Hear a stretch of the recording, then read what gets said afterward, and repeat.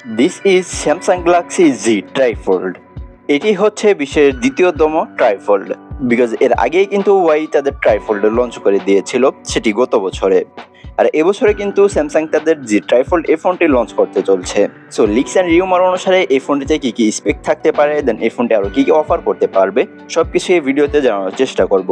সম্পূর্ণ ভিডিও জুড়ে থাকবো আমি তুষার, আর আপনারা দেখতে থাকবেন তুষার 25। সো চলুন তাহলে আমরা মূল ভিডিওটি শুরু করি। আর ভিডিওটি শুরু করার আগে সকলের কাছে ছোট্ট একটি রিকোয়েস্ট করতে চাই, যারা এখন আমাদের ইউটিউব চ্যানেল এবং ফেসবুক পেজকে সাবস্ক্রাইব এবং ফলো করেননি তারা অবশ্যই কাজগুলো করে নিন। আর আজকের এই ভিডিওর লাইক টার্গেট মাত্র 5টি। ফার্স্টে চলুন ফোনটির বক্স কন্টেন্ট নিয়ে আমরা কথা বলি। ফোনটির বক্সে আপনারা পেয়ে যাবেন সিম ইজেক্টর টুল, একটি ব্যাক কভার এবং type C to C charging cable. Then এই ফোনটির ডিসপ্লে নিয়ে আমরা চলুন এবারে কথা বলি। এই ফোনটি ফোল্ডেবল অবস্থায় আপনারা 10 ইঞ্চিসের ফোল্ডেবল এলটিপিও ওলেড ডিসপ্লে দেখতে পাবেন, যেখানে 120 হার্জের মতো রিফ্রেশ রেট থাকবে। এছাড়াও HDR10+ এর সাপোর্ট থাকবে।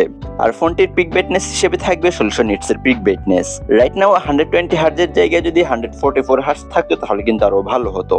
আর ফোল্ডেবল অবস্থায় এই ফোনটির রেজুলেশন হচ্ছে 2232x3000 pixel, pixel density 389 ppi।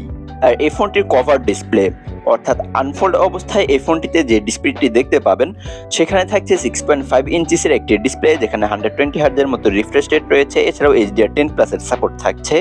আর কভার ডিসপ্লেতে থাকছে 2600 নিটসের পিক ব্রাইটনেস। কভার ডিসপ্লে বলতে এই ফোনটি যদি আপনারা আনফোল্ড ভাবে ইউজ করেন তাহলে নর্মাল একটি ফোনের মতো ইউজ করতে পারবেন। ফোনটি ফোল্ডেবল অবস্থায় থিকনেস হচ্ছে 14 মিলিমিটার, আর আনফোল্ড অবস্থায় ফোনটির থিকনেস হচ্ছে 4.2 মিলিমিটার। সো বুঝতেই পারছেন যে ফোনটি কতটা থিকনেস হবে আনফোল্ড অবস্থায়। ফোনটিতে ন্যানো সিম কার্ড স্লটের সাথে আপনারা চাইলে ইসিমও ব্যবহার করতে পারবেন। স্যামসাং এর এই ফোনটি ধুলোবালি এবং পানি থেকে রক্ষা করার জন্য IP48 এর মতো রেটিং থাকছে, যেটি ট্রাইফোল্ড ফোনের ক্ষেত্রে কিন্তু দুর্দান্ত। আর এই সেম রেটিং কিন্তু ফোল্ড 7 ফোনটিতেও ছিল। আর এই ডিসপ্লে একটি বিষয় আমার কাছে যেটি ভালো লাগেনি, সেটি হচ্ছে যে এখানে ওলেড ডিসপ্লে হওয়া সত্ত্বেও এই ফোনটিতে কন্টেন্ট ওয়াচিং এর জন্য ব্ল্যাক এরিয়াগুলো রয়েছে, সেগুলো কিন্তু IPS ডিসপ্লের মতো জ্বলে থাকে, যেটি কিন্তু ফোল্ড 7 ফোনে নেই। অর্থাৎ ফোল্ড 7 ফোন থেকে এই ফোনটির ব্ল্যাক এরিয়াগুলো কিছুটা উজ্জ্বল দেখা যায়। দেন এই ফোনটির পারফরমেন্স সেকশন যদি কথা বলি তাহলে এই ফোনটি আপনার out of the box Android 16 পেয়ে যাবেন, যার অপারেটিং সিস্টেম হিসেবে থাকবে One UI। আর One UI এই অপারেটিং সিস্টেমটা কিন্তু বিশ্বের ভিতরে অ্যান্ড্রয়েড জগতের ভিতরে নাম্বার 1। সো বুঝতেই পারছেন যে কতটা স্মুথ একটি ফিল পাবেন। আর আশা করা যায় যে এই ফোনটি থেকেও আপনারা 5 থেকে 6 বছরের মতো অ্যান্ড্রয়েড আপডেট পাবেন। ফোনটিতে চিপসেট হিসেবে থাকছে কোয়ালকম স্ন্যাপড্রাগন 8 এলিটের মতো চিপসেট, যদিও বা কিছু লিক্স এন্ড রিউমার অনুসারে এখানে দেখাচ্ছে 8 এলিট জেন 5 এর মতো চিপসেট থাকছে। এখানে যদি 8 এলিট চিপসেট না দেয় 8 এলিট জেন 5 এর মতো চিপসেট দেয় তাহলে কিন্তু আরো ভালো হবে। 8 এলিট এবং 8 এলিট জেন 5 এই দুইটি চিপসেটই কিন্তু 3 ন্যানোমিটার বেসড অক্টা-কোর প্রসেসর। আর এই ফোনটিতে জিপিইউ হিসেবে থাকবে Adreno 840। দুইটি র্যাম রোম ভেরিয়েন্টে পাওয়া যাবে স্যামসাং গ্যালাক্সি ট্রাইফোল্ড এই ফোনটি। বেস ভেরিয়েন্ট শুরু হচ্ছে 16GB র্যাম 512GB রোম থেকে। এছাড়াও 16GB র্যাম 1TB র্যাম রোমের আরও একটি ভেরিয়েন্ট থাকছে।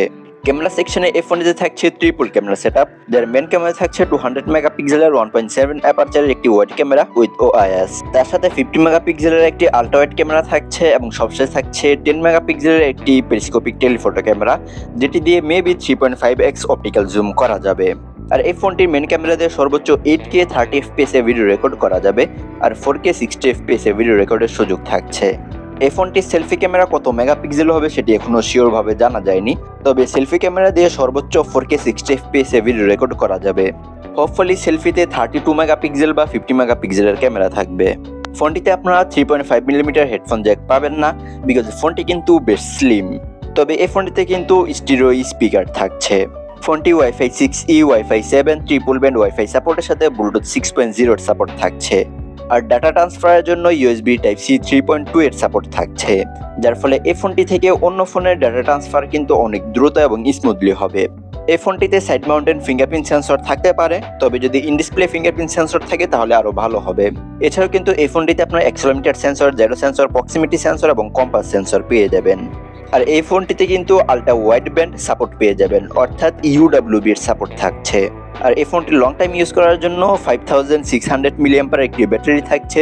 এই ব্যাটারিটিকে চার্জ করার জন্য 45 ওয়াটের একটি চার্জার থাকছে। সো এই ছিল মোটামুটি লিক্স এন্ড রিউমার অনুসারে এই ফোনটির স্পেক। ফোনটি লঞ্চ হওয়া মাত্র কিন্তু আমরা এই ফোনটির ফুল স্পেক নিয়ে আবারও হাজির হয়ে যাব। সে পর্যন্ত সকলেই ভালো থাকবেন, সুস্থ থাকবেন, আমাদের ইউটিউব চ্যানেল এবং ফেসবুক পেজের সাথেই থাকবেন।